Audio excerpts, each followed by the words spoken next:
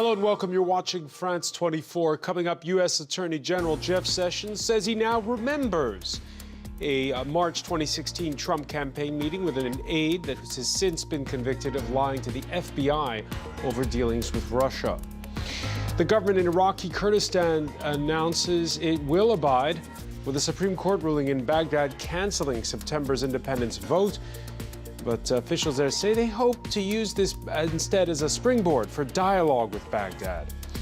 In Zimbabwe, several news agencies report witnesses have seen tanks at the gate of the capital one day after the Army Chief of Staff warned President Mugabe over the firing of his vice president and the replacement with First Lady Grace Mugabe. In the next hour, the France 24 debate, can Theresa May keep it together? As Parliament starts to examine the first of several crucial votes, every one of which can bring down the government. What kind of a Brexit does her divided cabinet want? What kind of a Brexit does Britain want? Tell us on Facebook and Twitter. The hashtag F24debate.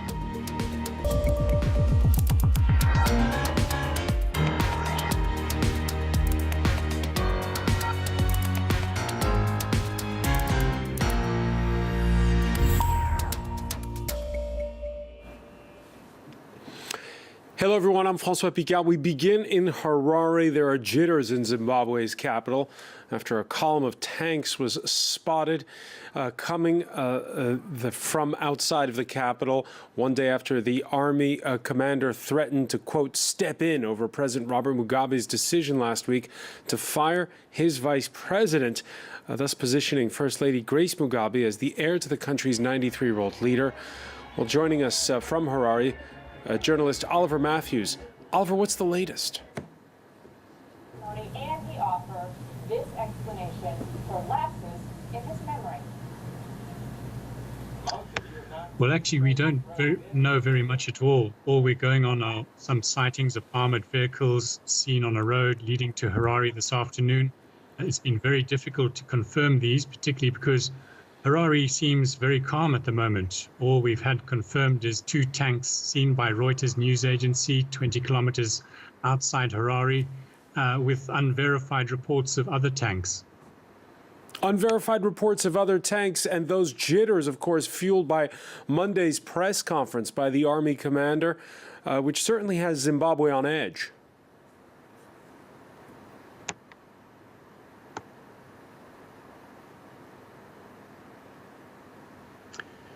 Well, no one was quite sure what the reaction of the army would be to Vice President Emmerson Mnangagwa being fired. And of course, this answered it. General Constantine Chiwenga, the Defense Forces commander, said the military would step in to stop the purge of war veterans from the ruling party. I'm not sure if we can say Zimbabwe's on edge, but it is certainly something that people are talking about here. All right, many thanks for that. Oliver Matthews reporting there from Harare. A sometimes defiant U.S. Attorney General appearing for testimony on Capitol Hill. Jeff Sessions, who's already in hot water for his dealings with the Russian ambassador back when the former Alabama senator was a Trump campaign foreign policy advisor, flatly denies that he lied under oath, still doesn't remember a meeting with Carter Page, a former campaign aide who testified that he told Sessions about an upcoming trip to Russia last year. But Jeff Sessions does now recall a meeting with another Trump staffer, George Papadopoulos, who recently admitted to lying to the FBI about dealings with Moscow. I do now recall that the March 2016 meeting at the Trump Hotel that Mr. Papadopoulos attended, but I have no clear recollection of the details of what he said at that meeting. After reading his account, and to the best of my recollection, I believe that I wanted to make clear to him that he was not authorized to represent the campaign with the Russian government or any other foreign government for that matter.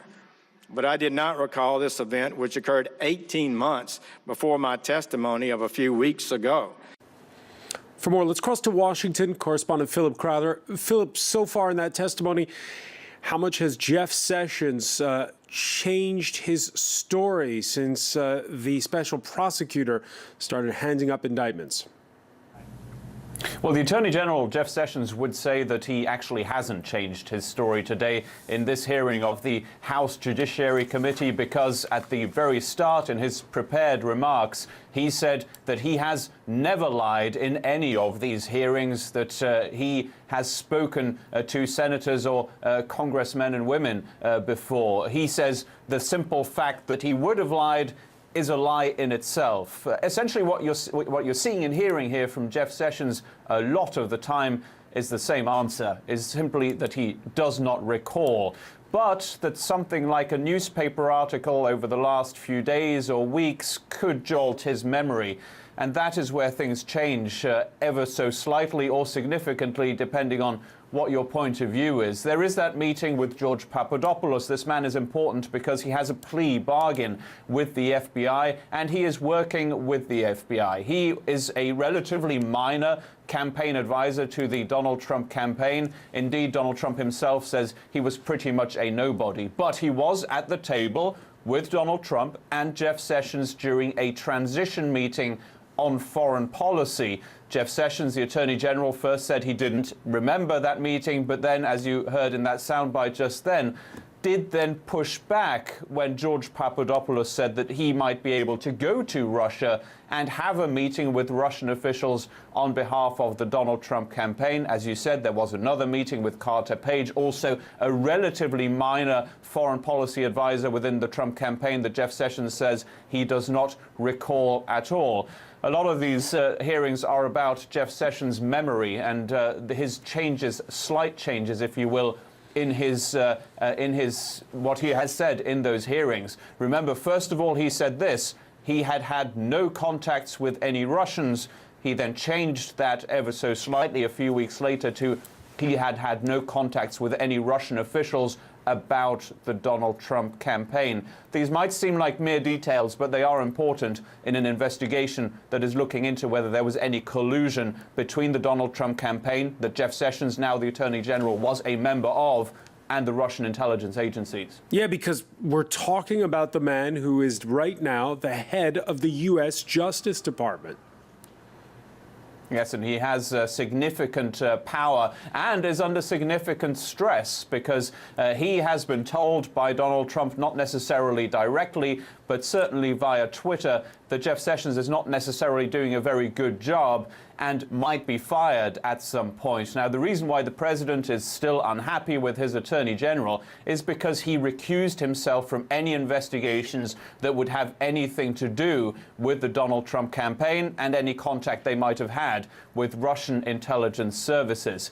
But of course, there was also the firing of the FBI director, James Comey, near the start of the Donald Trump presidency. The FBI, is part of the Department of Justice. So Jeff Sessions is really connected to everything that is going on in this investigation, in these investigations rather, because there are plenty, even though he has recused himself from them. He, in theory, is one of the men here in Washington who should know the most about what exactly happened, because he was a member of the Donald Trump campaign, and what is happening right now, because he is the head of the Department of Justice, after all. Yeah, and the strategy also seems to be, in part, to turn up the heat on the Democrats. Sessions seemed to confirm at those hearings a short while ago that he will be trying to investigate Hillary Clinton and dealings that happened under the previous administration.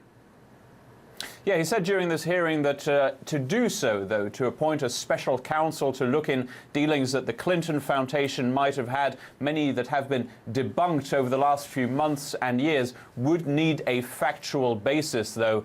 In other words, really what Jeff Sessions here is saying, that he might be threatening a special counsel investigation, but he doesn't really have the facts to back that up right now.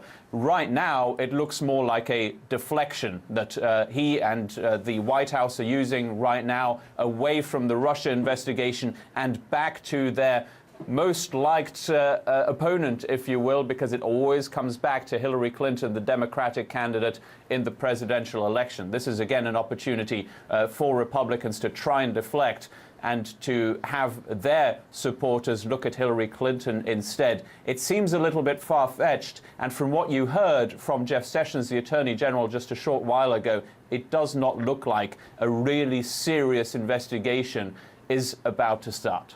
Philip Crowther, many thanks for that live update from Washington.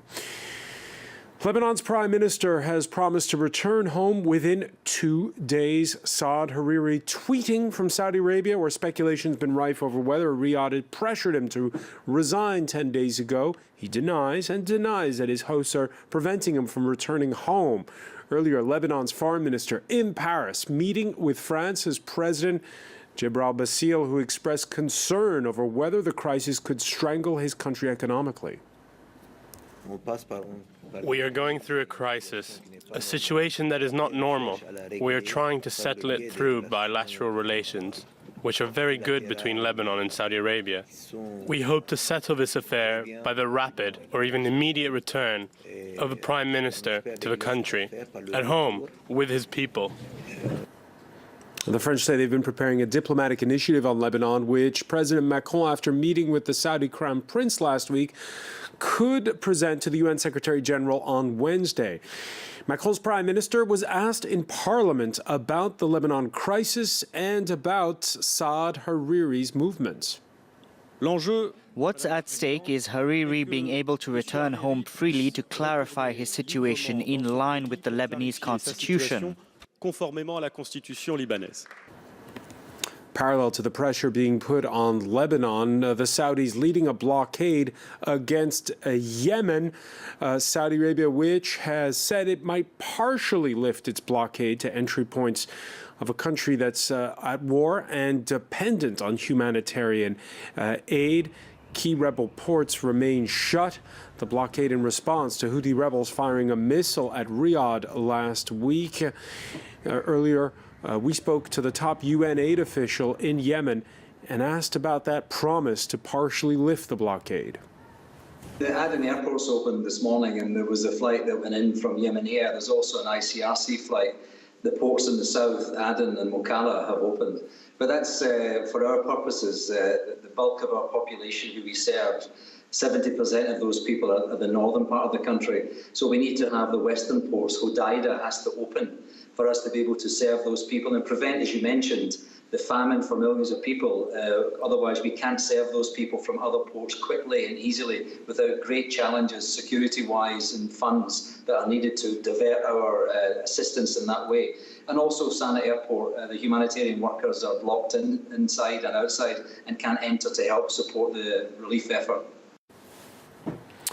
In Iran, the death toll has risen now from that 7.3 magnitude quake that struck Sunday at the border with Iraq. 530 dead, according to Iran's state-run news agency. The hardest hit town, Sarpol-e-Saba, in the Kurdish part of western Iranian province of Kermanshah. Braving the cold, tens of thousands of Iranians spent a second night outdoors as authorities raced to get aid to areas destroyed by Sunday's massive earthquake. Iran's supreme leader ordered the government and armed forces to mobilize all their means to help those affected by the quake. The immediate need in most areas was for tents, water, and food. On Tuesday, President Hassan Rouhani flew to the hardest-hit region, Kermanshah province. I wish to assure all those who have suffered that the government will use all its power to resolve the problems in the shortest time. Damage from the quake was devastating. Authorities say it destroyed more than 12,000 homes, with some areas suffering total destruction. The administration plans to support reconstruction with both handouts and loans. Tuesday was declared a national day of mourning, as rescuers continue pulling bodies from under the rubble. In the hardest-hit town, Sarpol-e-Zahab, home to 85,000 people, several hundred were killed. I've lost 3 people. One of my family members is injured and 3 others are dead. My son, my daughter-in-law, and my grandchild. The Iraqi region of Kurdistan also suffered damage and casualties from the earthquake, and tremors were felt as far west as Turkey and Israel. Boko Haram has been launching attacks into Cameroon since 2014. More than 2,000 have been killed and tens of thousands forced to flee. The problem is what happens to those who do flee. Many leave with just the shirts on their backs. Some say they're too often being suspected of being Nigerian refugees and being thrown out of their own country. Clément Bonnereau, Mary Colombel, and our team have this report. Hundreds of Cameroonians fleeing Boko Haram's attacks have come to this refugee camp. Aissatou Kodji arrived over a year ago. When she fled, she left everything behind, including her identity papers. Boko Haram came to my house. They set it on fire. Everything was burned. Luckily, I wasn't at home. I came here with nothing, just this photocopy. Aissatou isn't alone. Dozens more displaced people are now left with no identification. Some have been mistaken for Nigerian refugees and have been threatened of expulsion from the country. We were attacked by Boko Haram. We fled. I couldn't take my ID with me, and I didn't take my children's birth certificates. With no ID cards or birth certificates, they can no longer prove they are Cameroonian. The UN Human Rights Commission has started to take the necessary administrative steps for them. With no birth certificate, they can't do anything. It's like they don't exist, and we don't know what state they are from. They run the risk of being arrested as soon as they leave the camp. And the children who are in school can't take exams without identification. Local authorities say they are trying to do as much as they can to help the displaced. In the town of Mokolo, 480 birth certificates have been issued since the beginning of the year. Here in France, many are shocked to discover that they're discovering that there is no age of consent on the law books. This after a man in his late 20s was acquitted of raping an 11-year-old girl. The prosecution couldn't prove that it was against her will. Haxi Myers-Belkin has the story. When a French court acquitted a man in his 20s of raping an 11-year-old girl, there was no question that sex had taken place. In French law, rape requires evidence of coercion, threat or violence. A jury decided this hadn't been proved. People say I'm defending a monster. I'm defending the indefensible. No, I'm just asking for the law to be respected. So if there's someone or something responsible for what's happening here, it's the legislation. And lawmakers know it. There's now wide consensus that introducing a statutory age of consent would protect minors. But where to set it? France's equality minister is considering the options. The precise age is something we're debating right now. The High Council for Equality recommends 13. Most MPs are thinking 15. Any child under the chosen age limit who engages in sex would immediately be considered the victim of a rape. If there were a presumption of a lack of consent, prosecutors wouldn't need to prove it, and proving it is often a very painful, difficult thing to do. Others fear changing the law risks criminalizing consensual sex between young people. Do we want to decide that there are no circumstances in which someone aged 18 or over can have a sexual relationship with someone under 15, if that's the limit that's decided? I think we risk going too far. Recommendations for an age of sexual consent will be presented to Parliament as part of the Sexual Violence Bill next year. The government of Iraqi Kurdistan's announced it will accept the decision of a Baghdad court barring the region from declaring independence. The move follows a difficult month for the Kurdish regional government after the loss of Kirkuk, a major blow to Erbil's goal of a separate state. Nadia Massi has more. The Kurdish flag still flies over the city of Erbil, but the dream of an independent Kurdistan has taken a significant step back. On Monday, the government in Erbil said it would abandon the region's plans for succession and work to restart negotiations with Baghdad. We believe that this decision must become a basis for starting an inclusive national dialogue between the Kurdish authorities in Erbil and Baghdad to resolve all disputes. That's an admission of defeat by Kurdish leaders. and admission that their independence referendum, proudly held on September the 25th, has backfired, and spectacularly so. The Kurds voted overwhelmingly for independence, but Baghdad said the vote was illegal and responded by sending in the troops. Less than 2 months later, the Kurds have lost 20% of their territory. The biggest blow, Kirkuk and nearby lucrative oil fields are now back in Baghdad's hands. The Kurds helped lead the fight against the Islamic State group in Iraq, and they had hoped international partners might repay the favour by supporting their independence bid. But that support never came. Last month, acknowledging the humiliating reversal of fortunes, Kurdish leader Masoud Barzani stepped down. Now, Iraq's Kurds are increasingly isolated, their path to statehood seemingly even further away. For more, let's cross to Beirut. Commentator Hiwa Osman is a former media advisor to Iraq's late President Jalal Talabani. Many thanks for speaking with us here on France 24. You're welcome. Do you think that Baghdad will pick up that offer that was made today, that statement out of Erbil that, well, after we accept that the court's decision and this can all be a springboard for dialogue? Yeah, well, I think the only logical option for Baghdad is to go ahead with yet another step by the leadership in Erbil, by the Kurdish leadership in Iraqi Kurdistan. Although both of them are approaching an election, so I'm not sure how much will they be talking about. If it is an issue of daily affairs or salaries or things that are immediate things, they could be talking about it. But I think it will be more productive and more useful to hold serious dialogue after the elections that will take place both in Baghdad and in Erbil, because the current government lives in an extended area in Erbil.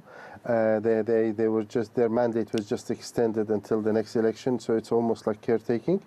Baghdad is also approaching an election, so maybe talking about the future may not be very solid at this stage, because I think both of them will need to be, both Erbil and Baghdad may need to go through the election and then sit down and talk about solid future for both places or for the country as a whole. Well, let me get your reaction. Iraq's Prime Minister staging a press conference earlier, Haider al-Abadi, saying he would take action soon over border areas under Kurdish control, adding, quote, "We will do it without escalation. We will not wait forever." What do you think he means? Well, it is, waving of, what he means are the two border crossings near Turkey and Syria, and possibly near Iran, although on the Iranian side, the part of the people on the Iranian side of the border, or the Kurdish party that controls that area, a group of them have struck a deal with him over Kirkuk, or over peaceful redeployment of forces in these areas. In the Kurdish areas, the border crossings between Turkey and Iraqi Kurdistan region may be the one that he means, and talking about without escalation could mean that he is not going to use force. Again, this is another issue that will need to be tackled based on talks and negotiations. Substantive talks that'll have to wait until after the elections, you're saying. Hiwa Osman, when you think back to that late September referendum, did you think it would end like this? Very few people thought that the results will be like this. To be frank, for everybody, there was. First of all, there was a belief in the Kurdish region that the international community will stand by them. They will not allow pro-Iranian militias and some of the other forces that are radical and known to be the radicals of Iraq to take areas from the Kurdish forces. that fought that up until the days before this event, they were fighting ISIS together. But today there's a new reality, and I think both sides are realizing that a new reality is in play, and they have to deal with it. And hence, I think the statement of KRG today. Hiwa Osman, what advice could Iraqi Kurdistan's now former president, Masoud Barzani, give to Catalonia's separatists? Well, I think apart from the location, because I think what Mr. Barzani will be telling the Catalonians, we lived in the curse of geography. We are cursed by our geography. Our dreams are different, but in terms of Catalonia is in the middle of Europe. The situation may look similar, but they are quite different. Iraqi Kurdistan has Turkey, Iran, Iraq, and Syria as its neighbors.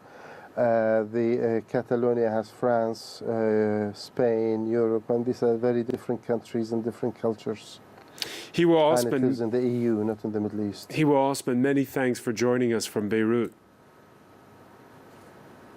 Stay with us. There's more to come here on France 24. We'll have more news, plus the day's business and sports.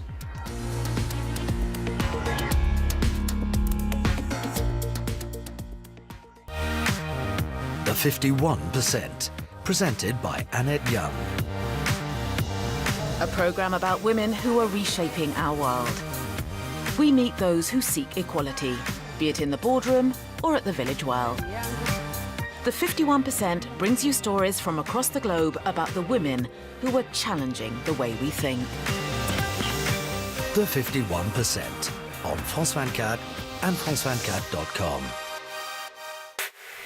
Here at France 24, we're taking a broad outlook by talking about the women who are reshaping our world. في فرانس 24 لا ننسى ونحجز لكم أسبوعيا تذكرة عودة للمدن والمناطق التي كانت في قلب الأحداث قبل أن تدخل في طي النسيان. France 24, c'est la recherche permanente des meilleurs spécialistes pour vous permettre de déchiffrer l'actualité. أخبار سياسية واقتصادية وثقافية وأيضا رياضية بأعين خبراء رياضيين. هذه هي قناة France 24.